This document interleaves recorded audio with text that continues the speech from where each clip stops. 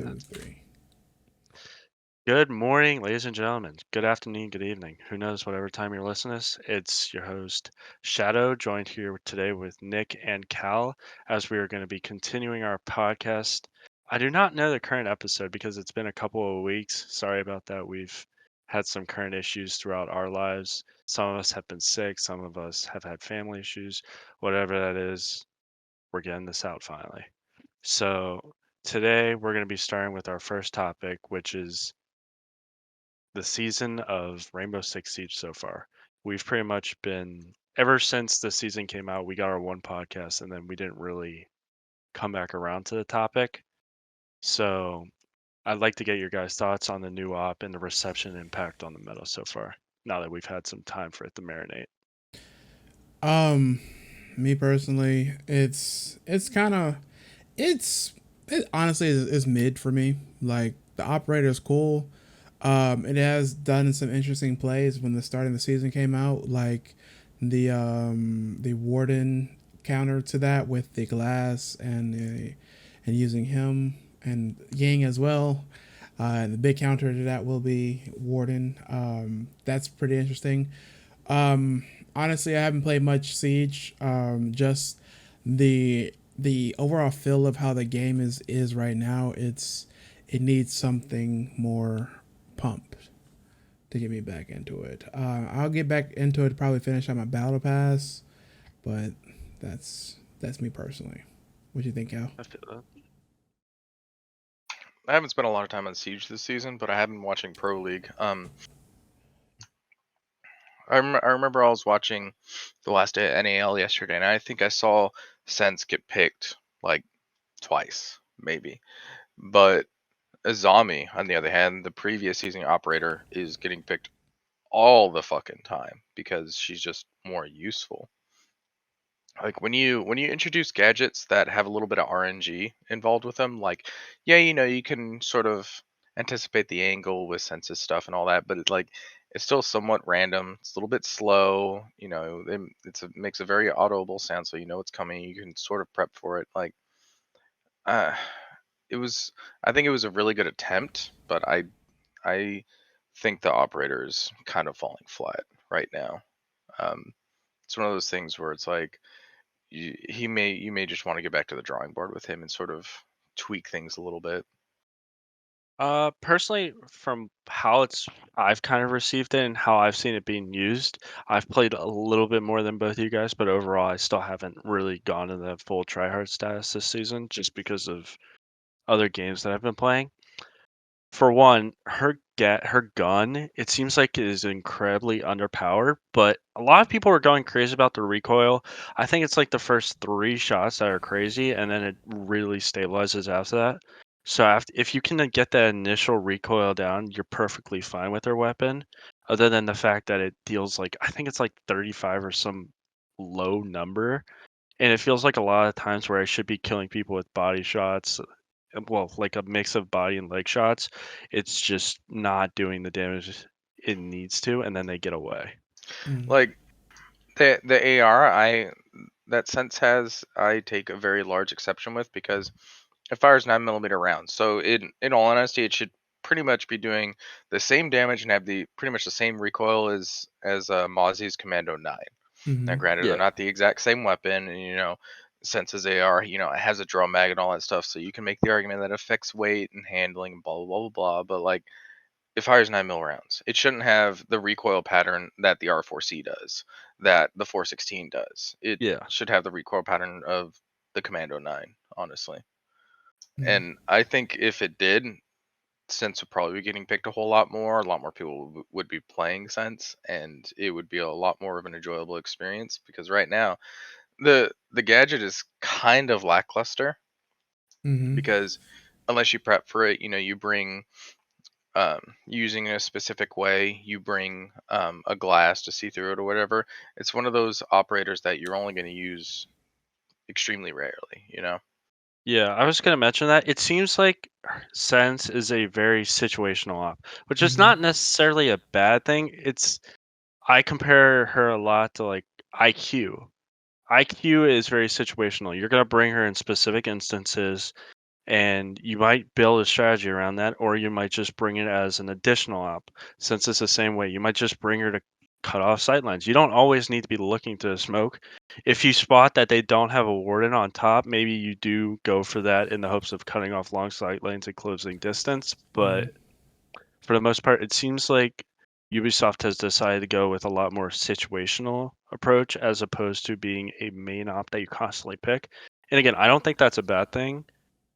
It's just not really a good impact for players like us that have been around for a long time and are looking for big, impactful players to come in and shake up the scene. Yeah. Yeah, situational ops are like it really can slow down the pace of the game, and with the whole repick, the attacker repick, if you notice that they don't choose a warden, then you can take full advantage of switching your plan to use sense and gang and glass and all that. Um, and with that being said, as far as the situational stuff, it has been like that. Like Azami, uh, her, she's not much situational, but there needs to be a balance, at least a 1 out of 4 to be one of the year, be a very situational op, and then the other Yeah. 3 be all around ops, because the game for years has always been the same ops almost every round. And I know there's a lot more creativity that can be done if there were different things, different gadgets, and different things to do. That's why they kind of brought the Gon 6 and all that, but still, you still bring in the Sledge, the Ayana, the Zoff, the Finka, and in a hard breach. Yeah. And basically, that's a whole. You can play those all 14 rounds, 15 rounds. I mean, speaking on the finger part, I know Cal reached out to me today about this because he saw something on Twitter, but apparently there is a recoil buff, and from what we've seen in early leaked photos, that is very drastic. I believe the one we saw was Finka's. I might be wrong about that. I think it Mm-hmm. was Zophia's LMG. Yeah, that would make sense as well. But from the recoil, it looks like it's not linearly straight up anymore. It's going to be diagonal to the right, and then at around, I think it's like, what, 25, 30 bullets that just hard dips right. That's going to be, I'm not going to say that's going to make it impossible to use, but it's going to definitely take a lot more skill than what we currently have in the meta. Yeah, LMGs and overall is starting to become a nuisance in some aspect, and I'm Yeah. kind of glad that they're addressing it, because it wasn't even, you didn't see a lot of LMGs earlier, but now it's just goddamn. Well, this was an issue of Ubisoft's own creation, and it stems from Sophia. Everybody played Sophia. Like, she was one of those, must have entry ops a lot of the time, a lot like Iana, fucking Ash, whatever. Yeah. They nerfed the AK, which means that, okay, well, we still need to bring Sophia. Her LMG ain't that bad. Let's bring the LMG. People started noticing how good the LMG was, and they're like, well, shit. And then I don't know how Finka came around, but her toolkit has always been pretty useful, especially after they buffed her so that she can use it while she's downed herself. And then it's like, oh well, she's got an LMG. Oh, the LMG is pretty fucking good, because people were using the spear before, and now they're using the LMG because the LMG has almost as good recoil as a spear, but 70 more freaking rounds. Mm-hmm. And then so on and so forth with every other freaking LMG. The buff to freaking diffuse, he's got the same LMG as Finka. Like, this was a problem that Ubisoft themselves created.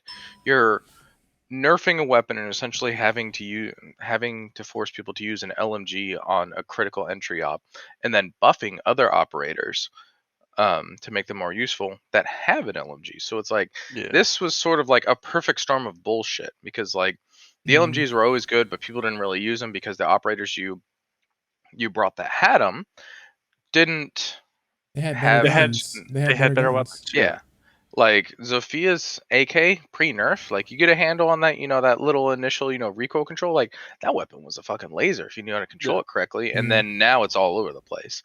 But it's like, the last couple of months they just created a perfect storm of just LMG bullshit, essentially. So Hmm. now it's funny that they did this, and now they're taking forever to correct it.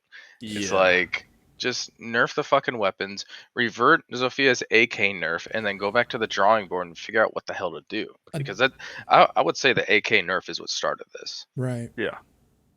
What's the tipping point, really? What about if they did a damage nerf to her AR? That damage nerf? You mean like after the reduction? Like if they rolled it back and did a damage nerf? If they adjust the recoil a little bit to be a manageable, uh, then back to original, but a little bit more recoil, um, and then just do a decrease of the damage just a little bit, so it won't be as strong, and then keep the LMG nerfed what they're planning on doing. That can Yeah. be okay because that's the only two guns that she have, and that would probably make it a little bit more balanced as far as Zophia's in, because she still has good utility compared to like Ash, so she's still good. It's just if you Yeah. drop down the damage a little bit, it should be good, because again the game is built on headshots. So if they're hitting body shots, then that should be a little bit less, be a little bit more punishing. Yeah. To your point, Cal, I think it did stem from the AK. And once they realized Zophia's LMG was this good, they're like, okay, you know what? Maybe we have to switch on the other ones. Let's see how all Mhm. these other LMGs did. And then it slowly cascaded. It also played to the fact that, remember, around this time when this started picking up, they also introduced all the different variants of optics back in. So anybody could use any type of optic that they wanted, pretty much. And that, along with that, probably just cascaded it down. And to your point, Nick, about possibly like nerf buffing it slightly, the AK. I just thought about that right now when you brought that up. If they just nerf the LMGs but don't touch her AK, Sophia's going to be almost unplayable from a primary perspective, or at least it's going to be a lot harder. It's going to be a lot more like, I guess, risk versus reward, Mhm. because you're basically making most of her guns feel or like control like dog shit, and then you're just bringing util at this point, which you can bring nades, you can bring all this other stuff with all these different ops, you can bring on sixes. So, and also on top of all of that, Zophia's gadget, her stuns have been nerfed. So all of this stuff just seems to be closing in on Zofia and slowly pushing her out of the meta. And I think that's kind of a problem, especially where we're at right now, where Finka and Ion are already in the meta.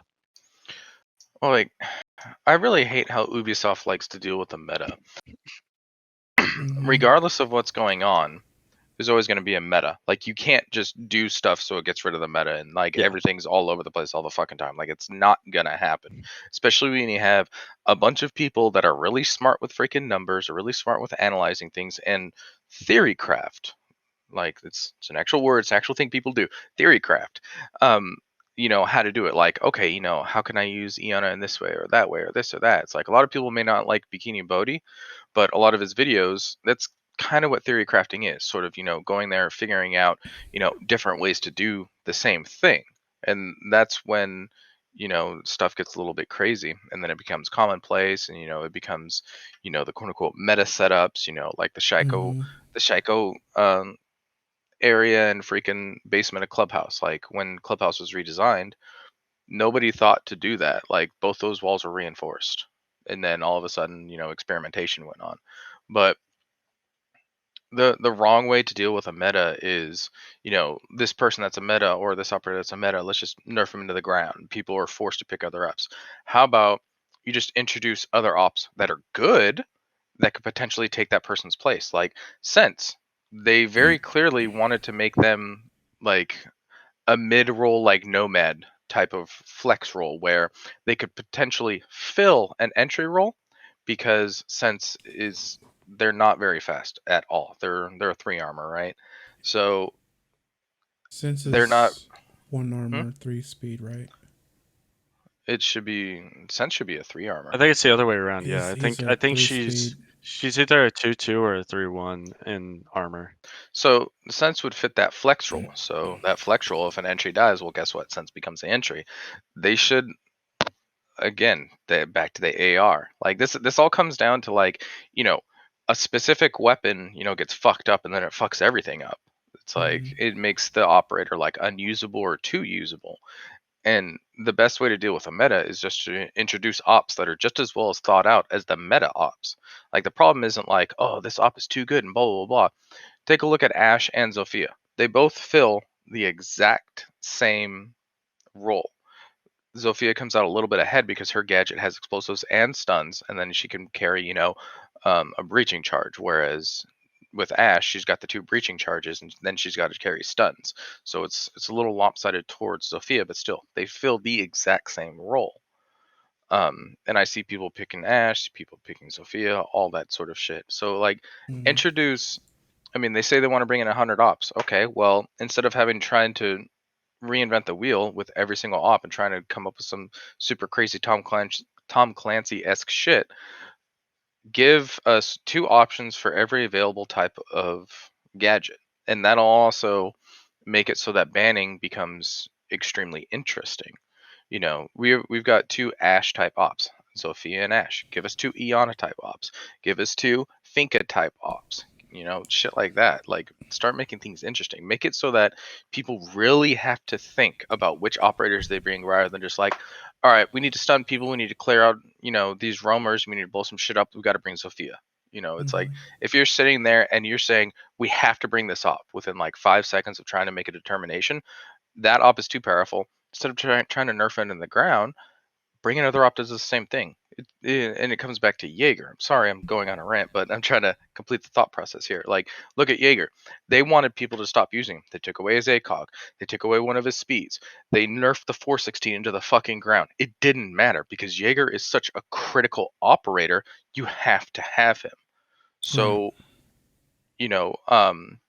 Wamai sort of fits the bill, but not really.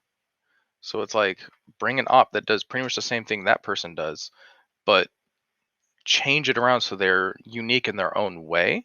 Like Jaeger and Wamai, I think fits that bill the best, but Wamai, he doesn't really do the same thing, so he's not as useful as Jaeger, Mhm. especially because Jaeger's bullshit's recharged too. Yeah. And yeah, like me, I personally would go for Wamai over Jaegers in some aspects, mainly because of his roaming capabilities. Like Wamai can make his own rotates if he needs to escape from something. Jaeger cannot. When he is stuck in the corner, he cannot escape. He is basically dead. And Wamai is very good for holding spots for roaming. Like if you could throw a disc to cover your tracks, that can be also good. And Yeah. speaking on covering tracks, so Dan, how has Pro League been? Because I've seen that there's a lot of things that's been happening. I remember you Oh, telling me. dude. Pro League's been crazy. It has been crazy. Last week just ended up right now, play day 9. For those of you who are watching, a lot of you were crushed going in. Some of you were crushed leaving. Because I know Muted, for one, we were hanging out. He's a big SSG fan.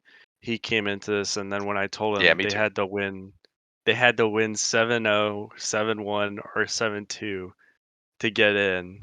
He was he was a little bit discouraged, to say the least. And then we started talking about ways that they could cut out DZ possibly from making it, or Astralis. But overall, the current standings stand at they are. Astralis is number 1 with 16 points and a +10 round diff. Same thing with Sonics. They're Mm, second though. They went from Astralis did. Astralis went from 7th place to 1st by winning 1 game. But for our NA people, it's going to be Astralis, Sonics, Oxygen, and XZ. The games overall, Beast Coast won against TSM, Sonics won against PB or Parabellum, DZ won against Mirage. I was scared as hell. I thought they were going to lose that. And then XZ beat Oxygen, which a lot of people thought Oxygen was still going to win, but for the most part, we all knew that they were going to save strats. It was just going to come down to mechanical skill. And last but not least, I mentioned it before, Strauss beat SSG 7-2. So a lot of people were sent home crying. TSM fans were probably mauling in the corner. But Bolo, why? Why, Bolo? dude, they have not been same since the SI. Man, they got their hammered. It's all good. They can. Yeah, I think they've come to the realization that they really need to change stuff up. And to a point, someone brought it up the other day, they might need to switch back to the roles to how they played in SI, because apparently they have switched around who plays what in the last two stages, and it's clearly not working out at all. But I'm going to hear your guys' thoughts on what happened. Maybe your teams got sent home in body bags. Who knows? I'm still rooting for Dark Zero, and Yeah. I was crushed when I'm they not didn't make it. really gonna be here like, oh my god, Dark Zero didn't make it. I'm gonna be like, oh, they didn't make it. Well, they won at the season 1, so they're good for the year. They just need to keep up what they got. Parabellum, I'm like, who? Because I don't give two shits about them. Neither Beast Coast, Mirage, or even those three: Parabellum, Beast Coast, and Mirage. Sonics and XZ, I'm on a tipping point. But TSM, SSG, and Dark Zero and Astralis. Well, Astralis will be at the number 1. But they're like the very underdogish team. Like, they're starting to not become the underdog anymore. They just kind of be just the shit. Yeah, I agree. It was a very interesting week. Cal, I know you just responded to the SSG stuff, but what are your thoughts on that? I would have liked to see SSG. I don't really have loyalty to a team per se. I have loyalty to certain players. Yes. As much as I don't want to like him, I respect the ever living hell out of Canadian and what he has accomplished and what Let's he go. continues to accomplish. I am a huge fan of Hot and Cold, and he came to SSG, and then one of his boys from Dark Zero came to SSG. I was like, oh shit, it's the fucking dream team. But SSG hasn't been performing. Like, as much Yeah. as a fan as I am of them, I'll just straight up and say it, like, they have not been performing. DZ hasn't been performing as well as they should have, but they have been hanging on. So you got to give them credit where credit is due. They're a newish team. They essentially came in when Canadian came in and won the fucking major that I went to 2 months ago, which is pretty cool to see. Yep. Charlotte. The thing I like to see with Canadian specifically is how the dude has grown as a person. I don't know if it's the same privately, but at least publicly, he used to be that guy that talked shit, told people they were fucking dog shit, all kinds of stuff. You'd see him freaking in pro league matches, turn to the side and just start screaming at people and shit. And nowadays, at the Charlotte Major, when they were going against Astralis, nothing. Any time a round ended, every single one of those dudes, including Canadian and DZ, straight face, looking at their screen, don't even look over. None of that shit. Yes. Even when they won, they got up, they were humble about it. So it's like, give credit where credit is due. Yeah. I wouldn't mind seeing DZ take it. They obviously have been putting in a shit ton of work, and DZ has gone years not winning jack shit. So if anybody's due for something, it's those dudes. I mean, they've been grinding their nuts off, just trying to get something going, and it's slowly starting to finally work for them. I would like to see DZ win, but I don't know. I haven't really been keeping up with APAC. I haven't been keeping up with EU. Not to try to fucking be too brash, but let's be real. APAC has never really been contenders to win anything. Yeah. Damwon Kia are one of the ones that could possibly make something happen. I want to say the only, because that's really the only one out of APAC that I really know. Yeah, and maybe Team One. There's a couple of really, really good players. from the Australian league. I forget what team he plays for, but Digital is an exceptional player. He actually, I remember the lead up to the Charlotte Major, he pulled off some pretty fucking insane clutches. Mm-hmm. Yeah. So I remember that one. That kept his team in the game for a couple rounds longer, like just him by himself. EU's always iffy. It used to be a safe bet to just bet on an EU team, but not anymore. Like BDS, Navi, even Rogue at times, like they're not what they used to be. So Yeah. Mm-hmm. it's unfortunate what happened with Team Empire because they would have been true contenders. Are they still playing? I think some of the players are, but again, they're based in Russia, so they can't really participate in anything. Yeah. Yeah, Unfortunately. man. It's that's what sucks. It's like, these guys for the most part they're just kids, they're 18, 19, 20, 21 years old in their early 20s and shit, just trying to make a name for themselves, and then something completely outside of their control happens. It's like Yeah, it sucks. It Yeah. really sucks because something that they had no control over just ended their careers, quite possibly. So right. Yeah. I mean, I am going to mention this because we've had a lot of changes in position in this current siege, like this playoff, or not playoff, but major contention. Going into this, I think there was like 6 teams. Well, there was 4 teams with 12 points, and there were 6 or 7 teams that could have made it into the playoffs realistically. Like, Mm-hmm. to think about that, it's insane. People are like talking about how like someone mentioned yesterday that NA is not exciting because these score lines are so close. And the second they said that, I'm like, you are right to say they're not, because it's incredibly exciting to know NA is this competitive. I mentioned this yesterday as well. I am at the point where if you're an NA team and you make one of these majors, I'm expecting you to take first place in your group. If you don't, you're a letdown to NA, because NA is the powerhouse division in this current time. Like, Yeah, you look at any of these other divisions, I don't even know what EU is doing. APAC and Asia, all that yeah. stuff, I haven't really been following, but they have never really contended for anything. La- And LATAM is kind of, sorry, it's I'm cutting you off here. I'm just saying LATAM is better than EU. EU is in third place and APAC is Yeah, at bottom fourth. But I was gonna say LATAM LATAM and is NA, kind of the only one, yeah. but Mm-hmm. like it's just crazy that NA has suddenly surged to the top in terms of skill, and to the point, if you make these majors and you're not in the same group as one of your NA counterparts, I'm expecting you to take first coming out of it. If you don't, then you're a letdown. Especially these 4 teams right here. XSET is possibly the only one I don't expect to win first, but I expect all of them to make it into the playoffs of the major, because Mm-hmm. they're all good teams. Yeah. Um, Um, any current thoughts to finish this one up? Not much. Is I you, think we you covered it. yeah, you said what nail in the coffin. Like NA is number one. USA, USA.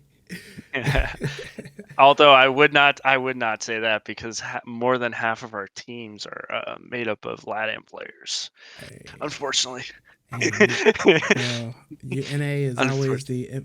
the home of the free and immigrants. So I mean, we taking them Yes, and claiming sir. them. So I mean, it's their loss. Yes, sir. But I am going to segue to a little bit of a sharp point. I'm just going to do a PDA on this, but Prano, for those of you who have been following the scene recently, he's been getting a lot of hate for their team's kind of downfall. They haven't been doing the best. Everyone's like kind of just putting all the shit that's happening about G2 on him, and he's been kind of just getting more and more shit, and he's been kind of reacting to it in the best way he can, pulling off of Twitter, kind of pulling away from social media. But as a community, we really shouldn't be doing this towards our players, especially if they're just trying to win. Like, I don't see us doing this to Mirage, and Mirage is literally the worst team in NA. They've gone 2-7 in the last 2 stages, and we're still not doing this. But G2 is, I guess, to a point, they're supposed to be the powerhouse of EU along with FaZe, but they should not be getting all this hate, and you should not be playing and this is the major point, because people have been saying this. Goga said this, or sorry, Fabian said this. Correct my words on this. If a team's doing bad, it's the team's fault. It's not just one player. Mm-hmm. Like, one player does not make up whole team. I don't care where you look. It's a team sport. It's a team game. You should be blaming the whole team, because it's the team's problem that they're losing, not just one person. It might be the strats. It might be the coach. It could be a lot of factors going this. To put it on one person is kind of a weak move for us as R6 fans, and considering the fact that we're not really in the most popular esport, and it kind of takes a big taxing on our mental, we really shouldn't be attacking our players, because they're trying their hardest. They're trying their best to make these games competitive. Mm-hmm. And at that, don't take it out on one player. If you take it out on a team, that's one thing. But focusing all your hate on the one player is just something completely different. Overall, this has to say that something to do as like the Siege community as far as toxicity. Like that's another reason why I'm kind of stepping away, because it just feels like I have literally like turned off all chat and everything, and I just feel like when I'm playing a game and get shit on, I know they're talking about some mad shit, and that really just it's not enjoyable, and especially when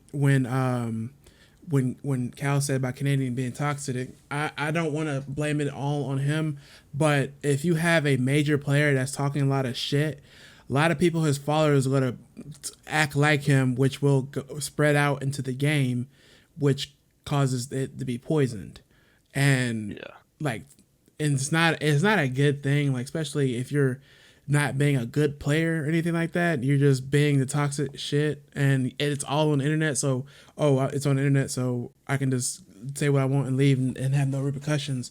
It's starting to become like gaming is starting to become more of a social, and it needs to be addressed and it needs to be taken care of like ASAP.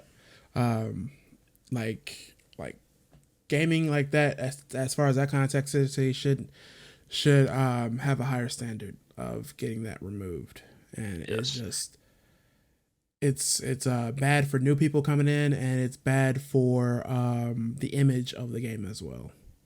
Yeah. Yeah. Before we get Cal's take on this, I am going to mention this because you did bring up kind of what I will say is shutting yourself off from whoever you're in the game with, the community in that current game. Voice chat restrictions is going to be coming in the mid-season roadmap update, so that should help with that a little bit, but I don't know to what point that's going to help with your current situation. Mm-hmm. Yeah, because But yeah. Speaking of the roadmap, I don't want to get too far off and everything, but just a quick update with the roadmap. The rank 2.0 has been moved over to season 4, and I do believe what was the reputations system has been moved to season 4 as well. Correct? they're all going to season 4. Sorry, Yeah, that voice chat thing's been moved back. I yeah, missed that and little bit of text right there. that's another thing. Like they're delaying shit. I feel like we already announced something like this is going to happen, and it just proves us even further that we don't know what's going on. We don't know why this is happening, and we don't know what their focus is on right now. But delaying shit is is just really not good, especially in a game that's been out for this long. It's kind of like hard to believe what they say on this roadmap. Yeah. It's just like if you can't. Well, roadmaps are more or less like, hey, this is what we plan on doing, but sometimes things happen. We don't know what their development pipeline looks like. Um, they may realize like, hey, this is what we want to implement, and they start actually diving into it and start doing a project with it. Because with something that's as old as Siege, there's going to be people there that weren't even working on video games when Siege first came out. Like, there's probably some people on that team that they were still in high school when Siege first came out, and Mm-hmm. they went to school, got a degree in game design, that started working at Ubisoft, got on the Siege team. Like, the game has been out for that long. Yeah. Um, so people got to get acclimated. They got to learn what's going on. They got to make sense of what is more than likely spaghetti code, because the more people you have working on that code and diving into the guts of the game and starting changing things, the more crazy that it's going to get. Just think Mhm. of, something simple like, like a Discord. Say there's 6 people like creating channels in a Discord and stuff like that. You know, Even if you have one centralized person that's approving things and doing all this stuff and all that, like there's still going to be issues that happen, and it's going to be exacerbated when you have multiple teams, and sometimes the teams don't talk to each other and this and that and blah blah blah. We Mhm. we could probably go on and on for a while, but at the end of the day, like it sucks having it delayed. But if you don't delay it, then you get garbage, like super buggy garbage, just mess, and it's not an enjoyable thing. It just makes it a lot worse. Yeah, I feel you on that part. It's just I'm just like, with other games with delays, I'm not really too hype with delays, because some games I follow, I don't hear any communication at all. But with Siege, it's just that I was looking forward for Rank 2.0 this season 3, and the fact that I gotta wait all the way till like December is it's just a little bit. I'm just a little bit disappointed. Not mad or anything. Just down. Yeah, more. I mean, granted, my experience when it comes to development and coding and all that stuff is somewhat limited, but Mm-hmm. if you delay it like a month or two, that means they probably found a bug. You delay it 6 months, that means they jumped into the project and realized that there was going to be a major redesign required in order to pull it off. So that's Yeah. probably what Mm-hmm. happened. They probably didn't realize the scope of what would actually be required, which is fair. Like, say you bring your car to a mechanic, it's overheating. It's like, you maybe think it's something simple like a radiator, but you're not going to go know the scope of the damage until you actually get in there. Yeah. Turns out it's Mm-hmm. 5 different things. Yeah. Yeah, so Yeah. Well. So I mean, Yeah. Go ahead. that's a little crazy to be honest with you, but it, there's a lot of changes coming to Siege, and I hope that all their ambitions pay off. But I'm going to take that down the rabbit hole of ambitions because me and Cal have a little topic here about what's going on currently with Dominus and what we're looking to do in the future. So if you want to lead that off. oh yeah, so since we originally started as an R6 server, and we decided, well, it was my idea. I wanted to make it a little bit more of a gaming community, and everybody agreed.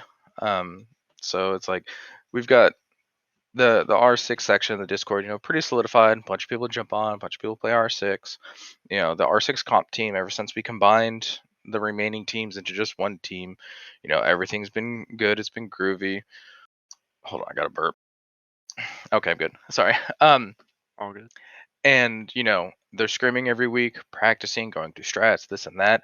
They're becoming self-sufficient. So now that it requires less input from me, I'm going to go ahead and move on and develop other things. So I'm just here to help with the administration thing, develop some stuff, and then let people make of it what they will. And my next project for competitive gaming is going to be Valorant. I know next to nothing about Valorant, so I'm trying to learn about it, watching Pro League, play the actual game, all that good stuff. Going to be creating a section for it, getting more people in here to play it, maybe going Yeah. for a team. Um, We'll probably start off with casual and see how it progresses, see how it's picked up by a server who joins, stuff like Mm-hmm. that, and we'll slowly expand if we see it's really kicking off. Because we do have a couple of other games that we do play in the server. We play Destiny, we play WoW. Because I know you guys also want to expand your WoW section. We play some fighting games. There's a whole bunch of games we Yeah. play. So if we're going to be opening up Valorant here, we want to make sure it actually pops off before we actually say, hey, we want to do a team, whether it's a weekend team where they just come out and they just play and have fun, or they actually try to compete, Yeah. which would be a totally different story. Yeah, like we'll take it one step at a time, just like we did with Siege, and then we're gonna have a bunch of side games because we don't. I don't encourage people to play just one game. Like Yeah. you'll get when you get burnout, the burnout's gonna hit hard and it's gonna hit for a couple of months more than likely. Yeah. So I encourage people play multiple games. Every game that I've seen people playing, I made a side game channel for. I'm putting in role reacts, and you can go in there, play that game, talk Hmm. about it, fucking whatever.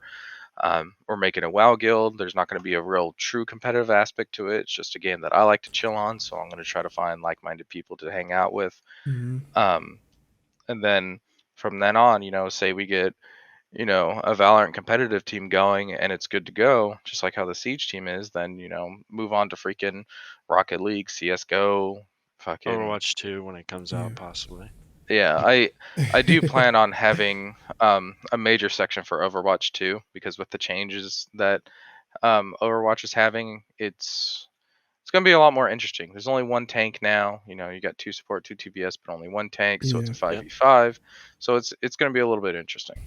A lot more fast paced. It's going to be a lot more, I guess, Hmm. reliant on player skill over versus overall team skill, which will be very interesting to say the least. Yeah, Yeah. so it'll be interesting. And as always, somebody comes in the server, they want something, go to the suggestion channel, say, hey, create a ticket, say, hey, I think it'd be cool for this. It's like, okay, well, if you want to introduce, a new game, we'll take it. We'll put in an announcement. I'll have people vote on it. If enough people agree, then well, yeah, we'll put it in the server. Simple as that. Yeah. I don't know if you want to add anything, Nick, to that, Oh, but you can if you want. like yeah, like moving over to different games is enjoyable because over the past few months or so, I've been playing a lot of fighting games. I've been playing a lot of Yu-Gi-Oh, and I've been enjoying Yu-Gi-Oh a lot. And it's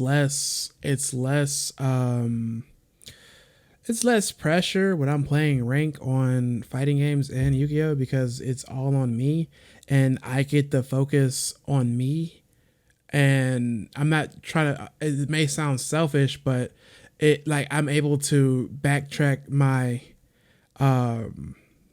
on my mistakes rather than look at the whole team and then see like, oh, we got to fix this and fix that, and then sometimes I might not even get to play with them again. So it's kind of like, what will be the point? And I want, and as far as like creativity and everything, it's been good. And speaking of creativity, I have one of my cousins tagged me in an Instagram post from Viola Davis's Instagram. It says 5 reminders for the burnout creative. You can achieve your wildest creative dreams going slow plus resting often. Napping when you said you'd create isn't a fucking war crime. You are not a bad artist if you're not creating right now. Your creations won't be any better just because you got it done quicker. You don't need it. You don't need to rush towards your destiny. You don't need to keep up momentum race to stay relevant or be at battle with stagnancy. Trust the rhythm you work. Creative journey. Stillness is not stagnancy. You are always evolving. You are momentum.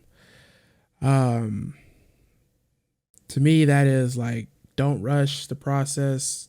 Just because you stopped at one point doesn't mean you stopped at the race. You keep on pushing. You push till you find the gold. That's what we have done with Dominus too, and that's what I've done as well. Like recent YouTube video, it's starting to pop.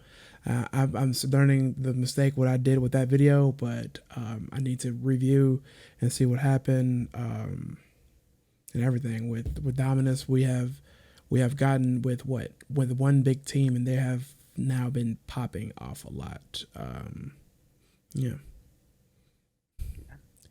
A lot of Hmm. stuff's been going on. You've got a lot of stuff with fighting. We've kind of just been trying to think of what our next move is within Dominus, Yeah. and it's been a wild time within the server. Hmm. Definitely has. Yeah. But And Nick, I know you had one last topic you wanted to talk Yeah, about with us. just something that, as far as Dominus, as some of y'all may not know who's listening, I am one of the heads of the social media directing. So I'm basically handling with Twitter, which has kind of been a little bit inactive, but I've been active with Twitter. All like me, Dan, been on Twitter on our on accounts. Um, Yeah. so like as far as recent things with creativity, like it with creativity, if you're looking to do whatever game you want, go ahead and just be at it. Things that happened recently, there are some equipments that have came in the past few weeks. Something like peripherals, like a gaming monitor and headset from Sony. What were those? It was the End Zone gaming headsets, the H3, the 7 and 9. I'm not gonna get too much into it. They are spatial surround sound headphones. The H3 is wired. The H7 and H9 are wireless. The H9 has a longer battery life, and they have noise canceling. Is the basically Sony has like they have ramped up their peripherals for computers. This is something big that's coming from Sony since they have been working on PlayStation for almost over 20 years now, and it's kind of really good to see that. And they also did release out a gaming monitor, the M9. It is a, let me see, I didn't even get that note up. Sony. I do believe it's a 27-inch monitor, 4K HDR. So it's going to have all the basic bells and whistles.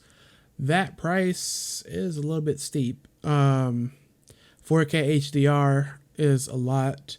The price is $900 at MSRP. It's 144 hertz 4K monitor, so it's is mostly sold just for the viewing aspect of it. Again, 4K HDR. The headsets range about $100 to about $300 for that. It's a little bit more than the PlayStation 5 gaming headset, but you get a little bit more features compared to the PS5 headsets. It's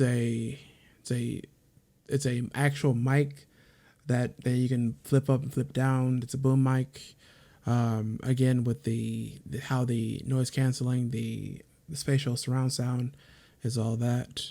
Um, and also NX and NZXT had came up with a new capture card, the HD 30 or 60. They are capture cards. If somebody does not know what a capture card is, it is a device that you plug into your console and you plug into your computer, or and so it captures recording. So the PlayStation and the Xbox does have capture, but it doesn't have the type of hardware that the outsourced capture cards have. And Elgato has been the dominant market of the capture card areas. So NZXT is coming up in the ring with this stuff, so it's kind of a little bit good competition. Got any thoughts Yeah. on stuff like that?